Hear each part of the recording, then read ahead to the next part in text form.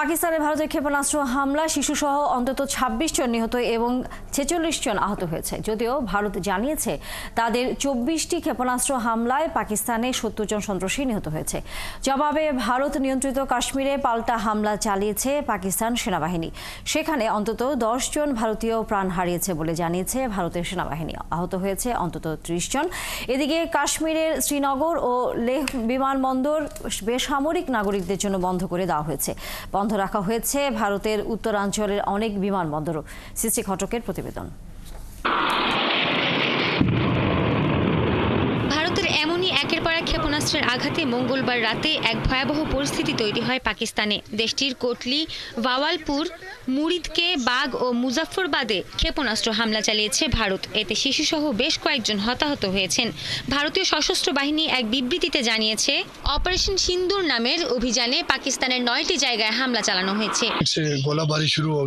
হঠাৎ করে আক্রমণ শুরু হয়। আমার মনে হয় ১০ থেকে ১৫টি ক্ষেপণাস্ত্র এখানে আঘাত করেছে। আমার মতো সব প্রতিবেশীরাই সারা রাত ভয় আর আতঙ্কে ছোটাছুটি করেছে। আমরা ভারতের এমন হামলার নিন্দা জানাই। বর্বর এই হামলার নিন্দা জানাই। রাতের আঁধারে নিরস্ত্র মানুষের উপর হামলা চালানো হয়েছে, ঘুমন্ত মানুষের উপর হামলা হয়েছে। ভারতের এমন হামলা আমাদের মনোবল কখনোই ভাঙবে না। ভারতের সশস্ত্র হামলার জবাবে পাল্টা আক্রমণ চালিয়েছে পাকিস্তানও। এ পর্যন্ত ৫টি যুদ্ধবিমান ভূপাতিত করার দাবির পাশাপাশি ভারতের একটি ড্রোন ও ব্রিগেড সদর দপ্তর ধ্বংসের দাবিও করেছে দেশটি। সীমান্ত রেখার চেকপোস্টগুলোতেও ব্যাপক গোলাবর্ষণ শুরু করেছে পাকিস্তানের সেনারা। পাকিস্তান তার আঞ্চলিক অখণ্ডতা, সার্বভৌমত্ব এবং দেশ ও জনগণের সম্মান রক্ষার জন্য প্রয়োজনীয় সকল পদক্ষেপ নেবে। এখন পর্যন্ত 5টি ভারতীয় বিমান গুলি করে ভূপাতিত করা হয়েছে। পাক সেনাবাহিনী এই ভিত্তিহীন ভারতীয় আগ্রাসনের জবাবে দৃঢ় ও সমন্বিত প্রতিক্রিয়া জানাচ্ছে।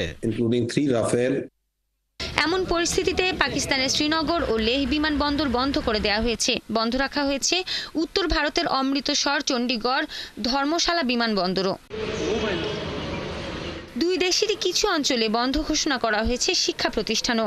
ভারত শাসিত কাশ্মীরের জম্মু, সাম্বা, কাঠুয়া, রাজৌরি ও পুঞ্চ এলাকায় বুধবার সব স্কুল, কলেজ ও শিক্ষা প্রতিষ্ঠান বন্ধ রাখার ঘোষণা দিয়েছে স্থানীয় প্রশাসন। অপরদিকে পাকিস্তানের রাজধানী ইসলামাবাদ ও পাঞ্জাব প্রদেশে সব স্কুল বন্ধ ঘোষণা করা হয়েছে। সৃষ্টি ঘটক, ৭১। ভারতীয় গোয়েন্দা সংস্থাগুলোর পর্যবেক্ষণ অনুযায়ী পাকিস্তান ভিত্তিক সন্ত্রাসী সংগঠনগুলো ভারতের বিরুদ্ধে আবারও হামলার পরিকল্পনা করছে। বুধবার সকালে দিল্লিতে এক ব্রিফিংয়ে এমন দাবি করেছেন ভারতের পররাষ্ট্র সচিব Vikram Misri. Following the attacks, the government of India naturally responded. পাকিস্তানের সন্ত্রাসীদের ঘাঁটি লক্ষ্য করে ৯টি জায়গায় সুনির্দিষ্ট লক্ষ্যবস্তুতে হামলা চালানো হয়েছে এবং সবগুলো পুরোপুরি ধ্বংস করা হয়েছে। অপারেশন সিন্দুরে যেন কোনো বেসামরিক নাগরিক ক্ষতির শিকার না হয় সেটি নিশ্চিত করা হয়েছে। That the perpetrators and planners of the 22nd April attack. পাক ভারত সংঘাত নিয়ে কথা বলতে আমাদের সাথে এরই মধ্যে দর্শক যুক্ত হয়েছেন পাকিস্তান থেকে পিটিভি ওয়ার্ল্ডের সাংবাদিক রাজা Faisal. Raja Faisal, thank you for joining us and giving us the time. We know it's not a regular situation in your country. As we know, Pakistani Prime Minister called an emergency meeting in this morning. Please tell us about the meeting, latest information. Well, as we know that the whole episode of last night's attacks on Pakistan, that was the result of, as India has been blaming Pakistan, that Pakistan was behind a Pahalgam attack, which Pakistan categorically denied, that Pakistan hasn't got anything to do with it. India kept on blaming Pakistan, that Pakistan is the country that is backing the terrorists, which is not the case. Time and again, Pakistan has highlighted that it has nothing to do with it. And of course, Pakistan even offered India with a probe, that if India wanted to include Pakistan into a probe, and both of the countries jointly, they can probe Pahalgam attack. But of course, India had its own plans, and them plans, they were executed last night. And we know so far that there were 5 different locations over there, wherever they saw mosque or a madrasa, a religious school for the kids. they bombed it. And after that, of course, Pakistan defended itself with its planes. Pakistan's fighter jets, they were in the air, and they were, of course, shooting down the Indian planes. And so far, I mean, there are conflicting reports about it, but as Reuters has been reporting it as well. So I will say that 5 of the planes of India, they have been shot down. And there are footages available on social media as well. So far, India did not accept it. India is not accepting it so far. Overall, if we check the line of control, since last night I was in touch with my sources in Azad Jammu and Kashmir, especially in the side of Muzaffarabad. Of course, if we talk about Muzaffarabad, from Muzaffarabad, Pakistan's armed forces, they have been clashing with the Indian armed forces, and 2 of the brigade headquarters, Brigade 12 and Brigade 93 of Indian Army, both of them, they've been hit by Pakistan's armed forces, and both of them, they have been destroyed. And if we further look down towards Pakistan's areas that were hit by the Indian missiles, majority of the areas, especially the madrasas, nobody was in there. As a precautionary measure, them madrasas, they had already vacated themselves. Reason being, they had a kind of idea that their madrasas, they might be under attack, because in past, Indian authorities, they have been highlighting them in different news and on the TV as well. So that actually made them stay cautious about it, and that's why they already vacated them.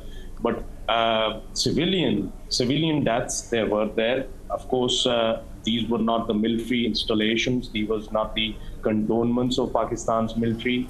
These were not the Pakistan Air Force headquarters or something like that, where you would find non-civilian deaths. But of course, all of the deaths and the injuries, they are civilians.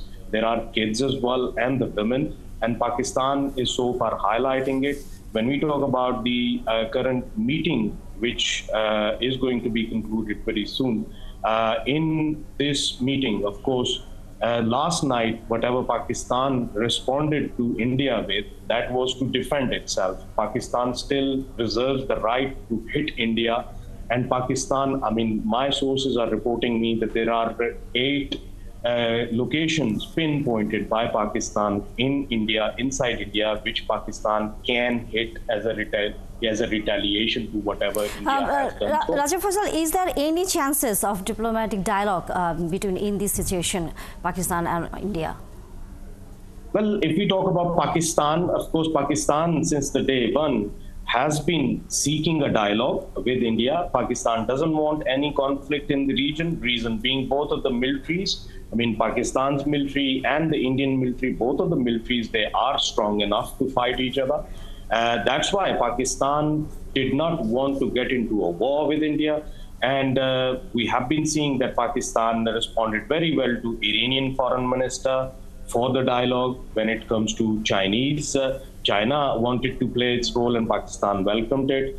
Then United Nations Security Council's United Nations Secretary General Antonio Guterres, when he contacted with the Prime Minister of Pakistan reiterated the facts that we want a de-escalation, we don't want a war, we want a dialogue.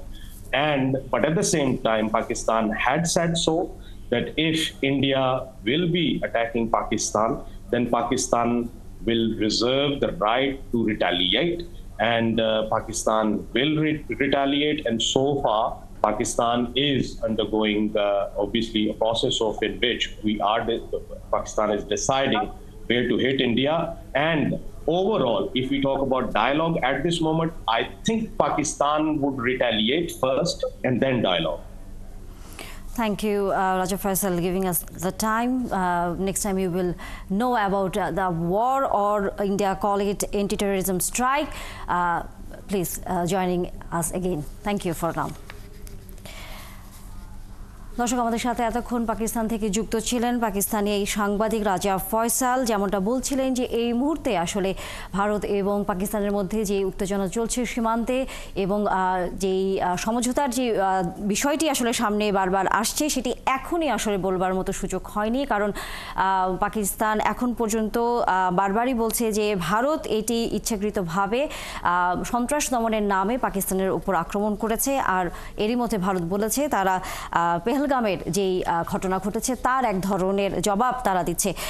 সামনের দিনগুলোতে এরই মধ্যে বিশ্ব নেতারাও নানা ধরনের প্রতিক্রিয়া জানিয়েছেন। সামনের দিনগুলোতে এই অবস্থা কতদিন চলবে তার জন্য আসলে দৃষ্টি থাকবে সকলেরই। এই বিষয় নিয়ে দর্শক আরও কথা বলবার জন্য আমাদের সহকর্মী এরই মধ্যে যুক্ত হয়েছেন কলকাতা থেকে সত্যজিৎ চক্রবর্তী। সত্যজিৎ, জানাবেন এই মুহূর্তে সর্বশেষ ভারতের সরকারের পক্ষ থেকে এই পাকিস্তানে এন্টি টেরোরিজম স্ট্রাইকের কথা যেটি বলা হচ্ছে, সেখানে কি ধরনের সামনের দিনগুলোতে সিদ্ধান্ত আসতে যাচ্ছে? এবং একই সাথে আমরা জানি যে শুধুই পাকিস্তান নয়, বাংলাদেশিদেরও সেখানে আসলে কম বেশি অবস্থান আছে ভারতের বিভিন্ন রাজ্যে। সেখানে বাংলাদেশেরও আসলে যারা অবস্থান করছেন তাদের নিয়ে কোনো ধরনের তথ্য আপনার কাছে আছে কিনা? দেখুন, আপনাকে প্রথমে বলি যে এই যে গতকাল গভীর রাতে যে স্ট্রাইকটা হয়েছে, এয়ার স্ট্রাইকটা হয়েছে, তারপর থেকে যেটা ভারতীয় তরফ থেকে দাবি করা হচ্ছে পাকিস্তানের সাধারণ নাগরিকদের তাদের লক্ষ্যবস্তু ছিল না। এবং ভারতের যে গোয়েন্দা সংস্থা আছে তারা যে জঙ্গি ঘাঁটিগুলো বেছে দেয়, সেই জঙ্গি ঘাঁটিগুলোর মধ্যে থেকে 9টি ঘাঁটিতে কিন্তু আঘাত এনেছে এবং যাদের মৃত্যু হয়েছে, ক্ষতি হয়েছে, সেটা জঙ্গি ঘাঁটি এবং জঙ্গিদের মৃত্যু হয়েছে।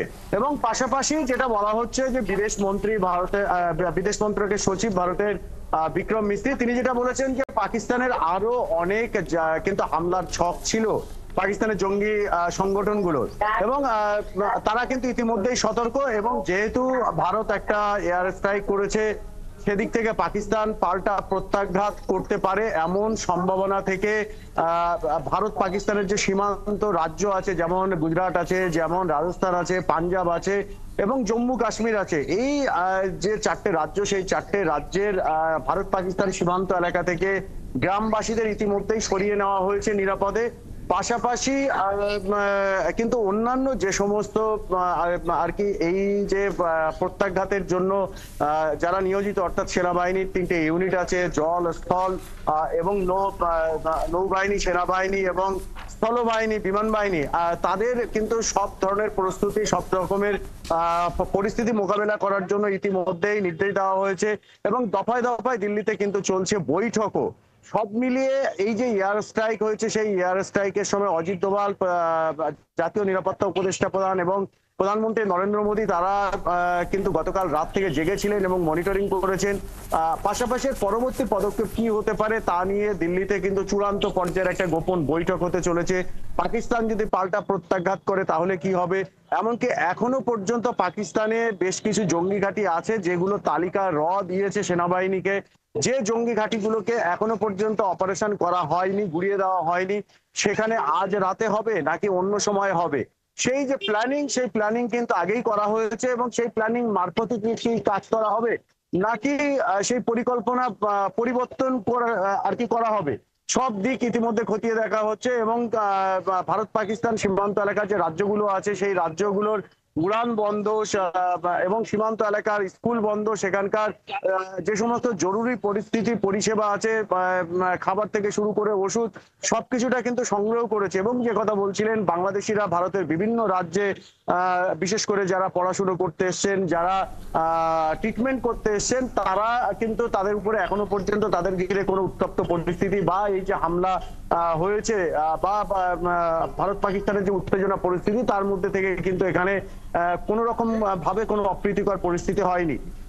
এবং ভারতের অধিকাংশ রাজনৈতিক দলগুলো তারা বলছেন যে যুদ্ধ নয়, শান্তি চাই, কিন্তু জঙ্গি ঘাঁটি গুড়িয়ে দিতে হবে।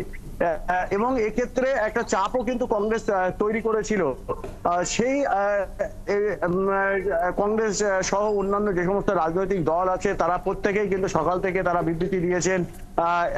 পাশাপাশি যে 26 জন নিহত হয়েছিলেন পহেলগামে, তাদের পরিবার কিন্তু এই যে অপারেশন হয়েছে আজ গভীর রাতে, সেই অপারেশনে তারা খুশি না। তারা চাইছে সমস্ত জঙ্গি ঘাঁটিগুলো যেন ভারত গুড়িয়ে দেয়, ভবিষ্যতে যেন আর কোনো মৃত্যু না হয় এই জঙ্গিবাদের কারণে। পাশাপাশি সাধারণ মানুষের যাতে কোনো মৃত্যু না হয় সেই দিকটাও কিন্তু দেখতে বলা হয়েছে। প্রথম যে অপারেশন হয়েছে সেই অপারেশন হওয়ার কথা ছিল না। গতকাল গভীর রাতে দেশ অপেক্ষা করেছিল। দেশ জুড়ে যে সেনাবাহিনীর মক ড্রিল হওয়ার কথা, সেই মক ড্রিলের জন্য সকালবেলা ঘুম থেকে উঠে দেখে যে একদিকে যখন মক ড্রিলের জন্য অপেক্ষা করে ঘুম থেকে উঠছে, তখন তারা ঘুম থেকে উঠে দেখে দেশবাসী যে পাকিস্তানে অপারেশন হয়েছে, এয়ার স্ট্রাইক হয়েছে এবং 9টি জঙ্গি ঘাঁটি গুড়িয়ে দেওয়া হয়েছে। এবং ভারতের তরফ থেকে কিন্তু পাকিস্তানে গিয়ে এই অপারেশনে গিয়ে কোনো ক্ষয়ক্ষতির কথা এখনো পর্যন্ত অফিসিয়ালি তারা বলেনি। পাকিস্তান যদিও দাবি করছে 5টি যুদ্ধ বিমান তারা গুলি করে নামিয়েছে। ভারতের তরফ থেকে যে সমস্ত সামরিক বিশেষজ্ঞ আছে তারা বলছেন আসলে যে ছবিগুলো দেখানো হচ্ছে সেগুলো যুদ্ধ নয়, সেগুলো হচ্ছে ড্রপ ট্যাঙ্কার, যেগুলো অপারেশন শেষে ফেলে দিয়ে বিমানগুলো ফেরত আসে, সেই গুলো কিন্তু দেখিয়ে এরকম। সত্যজিৎ, আরো হয়তো খবর আমরা জানবো। অসংখ্য ধন্যবাদ এখনকার মতো আপনাকে। নিশ্চয়ই আরো তথ্য এর মধ্যে এসে পৌঁছবে আপনার হাতে। দর্শক, সহকর্মী সত্যজিৎ ছিলেন এতক্ষণ কলকাতা থেকে। যেমনটা এরই মধ্যে দর্শক আমরা জানি যে ভারত পাকিস্তানের যে সংঘাত, সেটি নিয়ে এরই মধ্যেই কিন্তু ভারত দাবি করছে তারা হচ্ছে সন্ত্রাস বিরোধী অভিযান চালিয়েছে এবং পাকিস্তান এটাকে বলছে যে এক ধরনের যুদ্ধ ঘোষণা করেছে ভারত তাদের বিরুদ্ধে। কি হতে যাচ্ছে আসলে পরিস্থিতি, কারণ আমরা মাঝ পথে আছি, কারণ বাংলাদেশের সাথে আসলে দুই দেশেরই সম্পর্ক নানা দিক থেকে। এই ধরনের উত্তেজনা আমাদেরও দেশে কি ধরনের প্রভাব পড়ে, আমরা একটু সেটা নিয়ে আলোচনা করব। যুক্ত আছেন আমাদের সাথে কথা বলবার জন্য বিষয় নিয়ে আন্তর্জাতিক সম্পর্ক বিশ্লেষক এবং জগন্নাথ বিশ্ববিদ্যালয়ের শিক্ষক ডক্টর মেজবাউল আজম।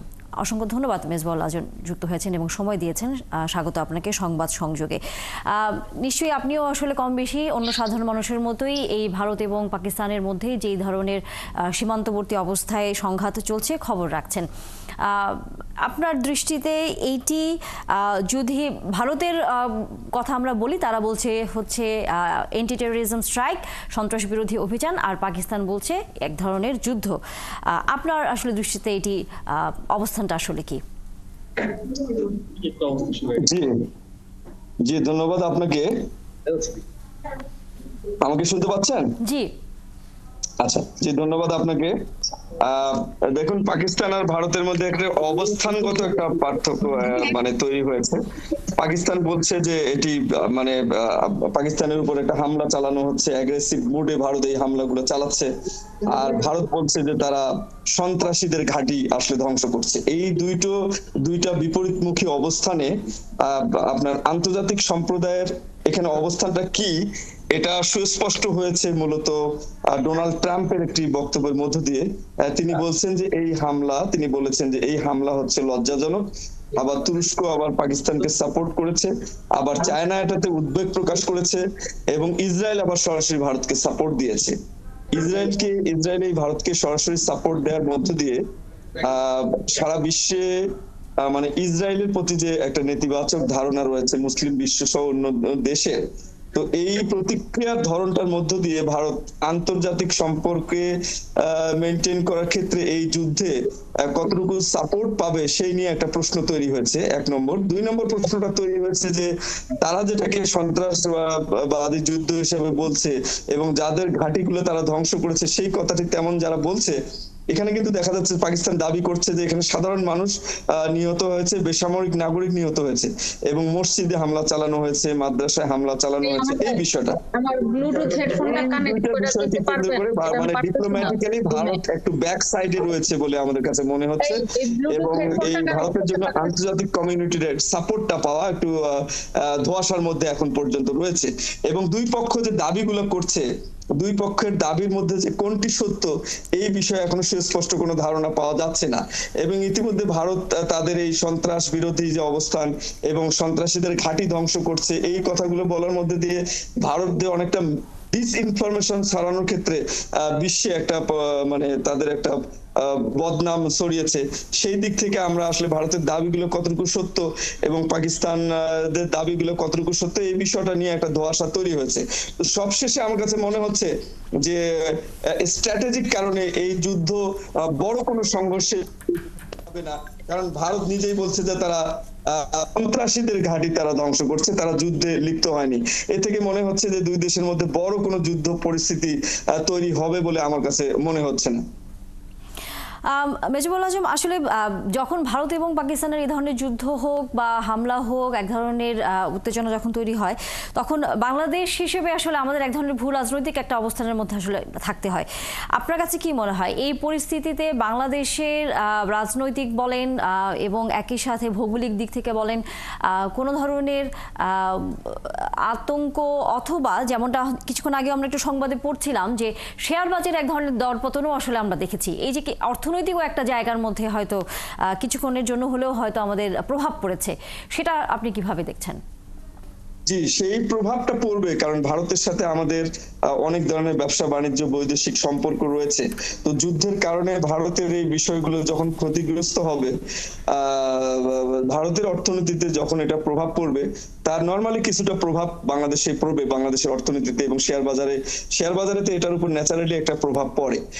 কিন্তু এখানে যে বিষয়টা হচ্ছে, পাকিস্তান যদি, যদিও সর্বাত্মক যুদ্ধের আমি কোনো আশঙ্কা করছি না, তবে পাকিস্তান যদি এই যুদ্ধে ব্যাপকভাবে ক্ষতিগ্রস্ত হয় এবং সর্বাত্মক যুদ্ধ শুরু হওয়ার যদিও সম্ভাবনা দেখছি না, কিন্তু যদি কোনো কারণে সেই অবস্থায় যায়, তো সেটার বাংলাদেশের সিকিউরিটির উপরেও সেটার একটা প্রভাব পড়বে এবং সেই বিষয়ে বাংলাদেশকে অনেক সতর্ক অবস্থানে কিন্তু বাংলাদেশে থাকতে হবে। অসংখ্য ধন্যবাদ ডক্টর মেজবাউল আজম। নিশ্চয়ই আবারও আমরা ফিরবো যদি আপনার কাছে আরো ধরনের বিশ্লেষণ থেকে থাকে এই বিষয় নিয়ে, কারণ সামনের দিনগুলোতে আপনিও বলছিলেন যে হয়তো খুব সহসাই পরিস্থিতি স্বাভাবিক হচ্ছে না, কিছুটা হয়তো এটি দীর্ঘায়িত হতেও পারে।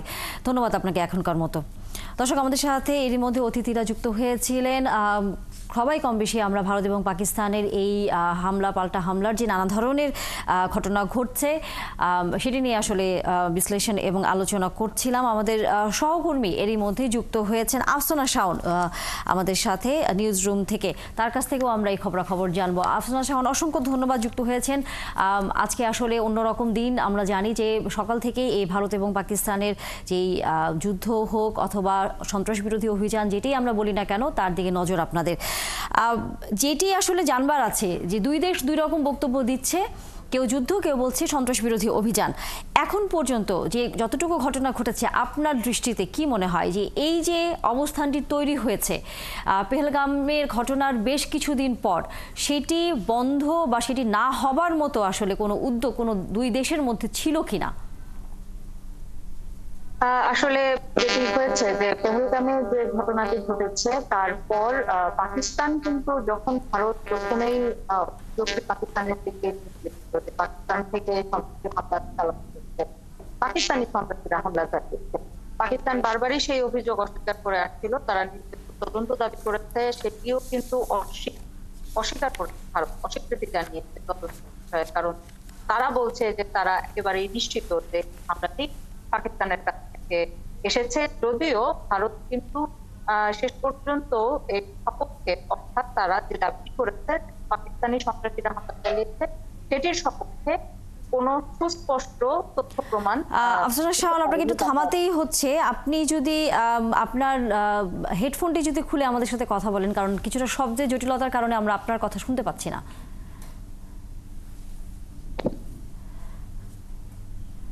কি শুনতে পাচ্ছেন তানিয়া? জি জি।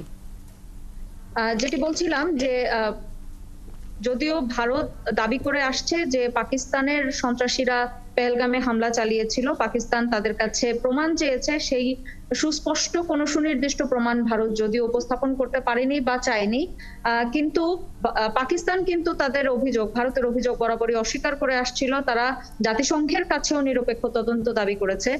জাতিসংঘে নিযুক্ত পাকিস্তানের যিনি রাষ্ট্রদূত, তিনিও জাতিসংঘে বলেছেন যে পাকিস্তানের পক্ষ থেকে যে একটি নিরপেক্ষ তদন্ত করা হোক, সত্যি পাকিস্তানের সন্ত্রাসীরা হামলা করেছে কিনা।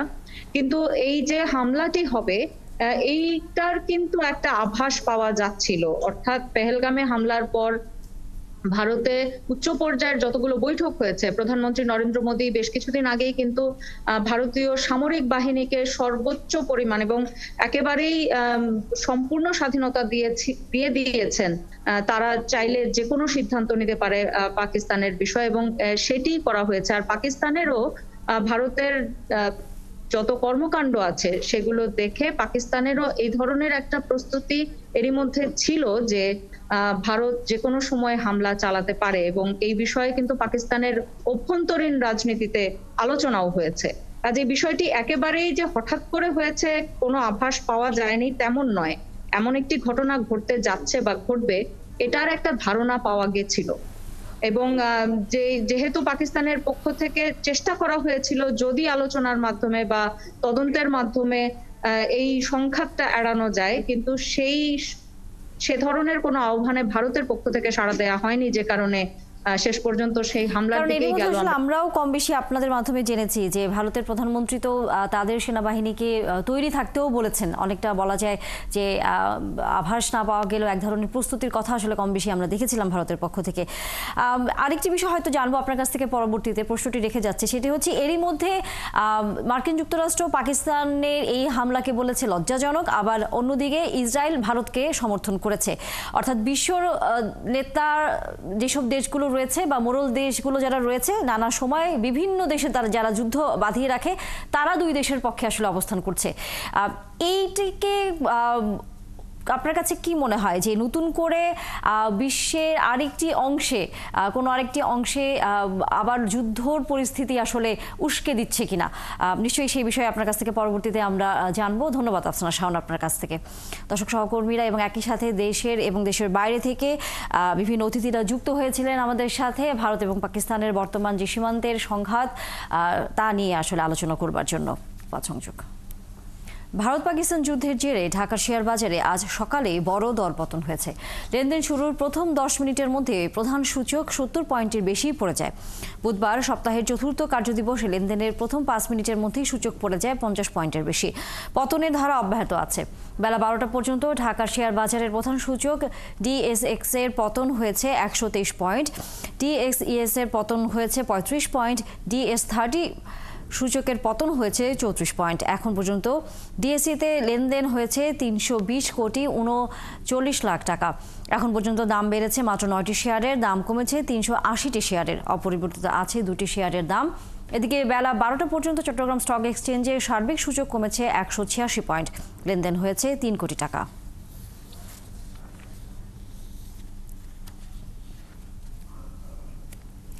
নাগরিকদের তথ্য ফাঁসের প্রমাণ পাওয়ায় আনসার গ্রাম প্রতিরক্ষা বাহিনী ও ব্র্যাক ব্যাংকের এনআইডি যাচাই সেবা বন্ধ করেছে জাতীয় নিবন্ধন অনুবিভাগ। সকালে সাংবাদিকদের কথা জানান জাতীয় পরিচয়পত্র নিবন্ধন অনুবিভাগের মহাপরিচালক এএসএম হুমায়ুন কবির। তিনি বলেন, অভিযুক্ত 2টি প্রতিষ্ঠান এনআইডি যাচাইয়ের জন্য যে লিঙ্ক ব্যবহার করে সেটি নিয়ে নাগরিকদের তথ্য ফাঁস হতো। এই বিষয়ে সত্যতা যাচাইয়ের জন্য একটি তদন্ত কমিটি গঠন করা হয়েছে বলে জানান তিনি। এর আগে 12 কোটিরও বেশি ভোটারদের তথ্য ফাঁসের ঘটনায় আইসিটি মন্ত্রণালয়ের সাথে চুক্তি বাতিল করেছিল নির্বাচন কমিশন।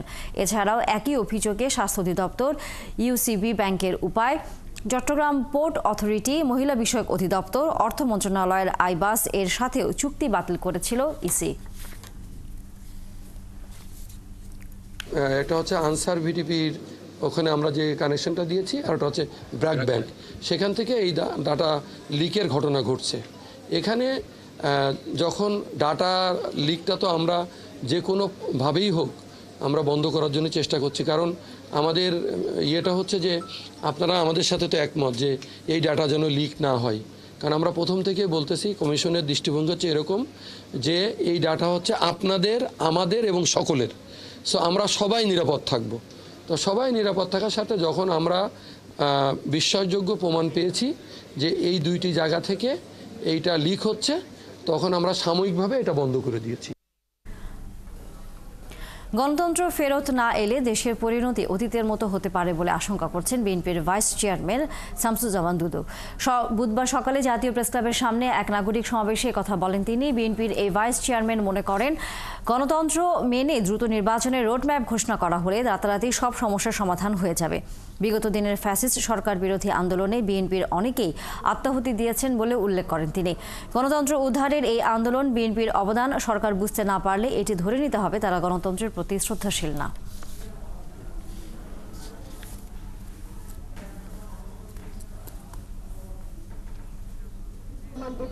24-এর গণঅভ্যুত্থান হাসিনার স্বৈরতন্ত্রের বিরুদ্ধে গণতন্ত্রের পক্ষে, এটি যদি বুঝতে এই সরকার ব্যর্থ হয়, এর থেকে দুঃখজনক ঘটনা আর দ্বিতীয়টা থাকবে না। রাজনৈতিক দল হিসেবে জামায়াত ইসলামী নিবন্ধন বাতিল হওয়া নিবন্ধন ফিরে পেতে করা আপিলের শুনানির জন্য আগামী 13 মে দিন ঠিক করেছে সুপ্রিম কোর্টের আপিল বিভাগ। বুধবার সকালে প্রধান বিচারপতি ডক্টর সৈয়দ রেফাত আহমেদের নেতৃত্বাধীন আপিল বিভাগ এই দিন ঠিক করে। আদালতে জামায়াতের নিবন্ধন মামলা দ্রুত শুনানির জন্য আবেদন জানান আইনজীবী মোহাম্মদ শিশির মনির। তারই ধারাবাহিকতায় শুনানির এই দিন ঠিক করেছে আদালত। এর আগে গত 12 মার্চ নিবন্ধন ফিরে পেতে জামায়াতের আপিল শুনানি শুরু হয়। এরপর আর শুনানি হয়নি। 2013 সালের 1 অগস্ট জামায়াত ইসলামের নিবন্ধন বাতিল ও অবৈধ ঘোষণা করে রায় দেয় হাইকোর্ট। এরপর 2018 সালের 7 ডিসেম্বর নিবন্ধন বাতিল করে প্রজ্ঞাপন জারি করে নির্বাচন কমিশন। পরবর্তীতে হাইকোর্টের রায়ের বিরুদ্ধে আপিল করে দলটি।